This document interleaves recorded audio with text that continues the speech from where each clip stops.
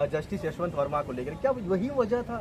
निश्चित रूप से आपने तो उस पर कई बार वीडियो भी बनाया है जस्टिस वर्मा के खिलाफ। जस्टिस वर्मा के बारे में आपने मुझसे भी कई बार राय लिया है। उन्हीं के बारे में उन्होंने उनके खिलाफ जो कमीशन बैठाने की बात थी उसको उन्होंने स्वीकृत कर दिया। यशवंत वर्मा का मामला तो अब तो जो है 2-2, 3-3 स्टेट के जज इस पर जो फैसला दिए उसके बावजूद भी वो मानने के लिए तैयार नहीं है। महाभियोग की बातें हो रही थी लेकिन कोई भी एक्शन होता हुआ दिखाई नहीं दे रहा। फिर इसको कैसे देखें? उसी पर तो धनखड़ जी का त्याग पत्र लिया गया कि जब नेता प्रतिपक्ष विरोधी दल के लोगों ने अपील किया धनखड़ जी के पास, उन्होंने स्वीकार कर लिया कि महाभियोग चलाया जाएगा। वह प्रधानमंत्री नरेंद्र मोदी वो श्रेय अपने लेना पार्लियामेंट में चाहते थे कि वह श्रेय मुझको मिलना चाहिए क्योंकि मैं ईमानदार आदमी हूँ, मेरा चुनाव में पारदर्शिता है। क्या यशवंत वर्मा ईमानदार जज नहीं है?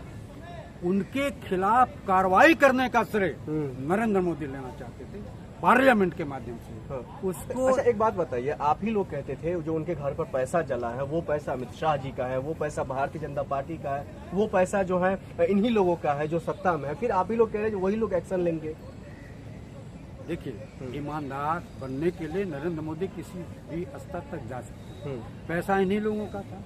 एक जस्टिस इतना पैसा कहाँ से लाएगा? अगर वो वाकई में भ्रष्टाचार है, वो वाकई में उन्होंने गलत काम से वो पैसे कमाए हैं, तो फिर उनकी जगह तो जेल में होनी चाहिए ना। निश्चित रूप से इसलिए महाभियोग चलाया जा रहा था, महाभियोग लाया जा रहा था। उसको नरेंद्र मोदी चाहते थे कि पार्लियामेंट, संसद में, लोकसभा में, जिसका भ्रष्टाचार मुक्त समाज बनाने का जो मैं नारा देता हूँ वह नारा मेरे नाम से हो। लेकिन उपराष्ट्रपति ने उस अभियान को खुद अपने माध्यम से राज्यसभा में स्वीकार कर, इससे नाराज होकर के उनका त्यागपत्र लिया गया।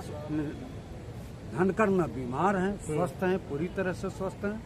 लेकिन मैं आपके चैनल के माध्यम से मांग करना चाहता हूं कि अब तो उपराष्ट्रपति का चुनाव भी हो चुका, रिजल्ट भी आ गया, अब तो धनखड़ जी को दिखाइए कि धनखड़ जी कहाँ हैं। इसी पे आएंगे। कपिल सिब्बल साहब जो वरिष्ठ वकील है सुप्रीम कोर्ट के, वो जो हम कैमरे के सामने में आते हैं वो सवाल पूछते हैं धनखड़ साहब है कहाँ, धनखड़ साहब दिख क्यों नहीं रहे हैं? तो क्या है, वाकई में उनको छुपाया गया है या कोई बड़ी सच्चाई छुपाई जा रही है? निश्चित रूप से बहुत बड़ी सच्चाई पर पर्दा डालने का प्रयास नरेंद्र मोदी की सरकार कर रही है, पर्दा डालने का काम कर रही है।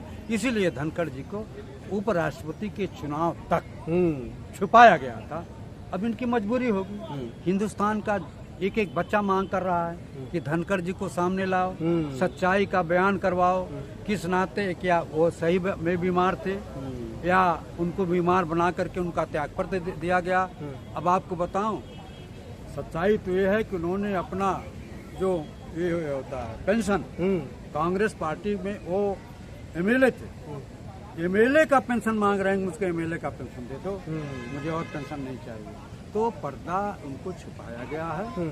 अब क्योंकि चुनाव हो चुका है तो उनको तो सामने लाना ही पड़ेगा। हाँ, ठीक है, आप कह रहे हैं उनको सामने लाना है, लेकिन धनखड़ साहब हो गए या फिर कई ऐसे और जो मंत्री हैं या तमाम नेता हैं, आप लोग बार बार आरोप लगाते हैं जिनसे इस्तीफा लेती है ये सरकार, फिर उनको वो दिखाई नहीं देते, तो फिर वो जाते कहाँ हैं? आपने हिरेन पांड्या का नाम सुना है?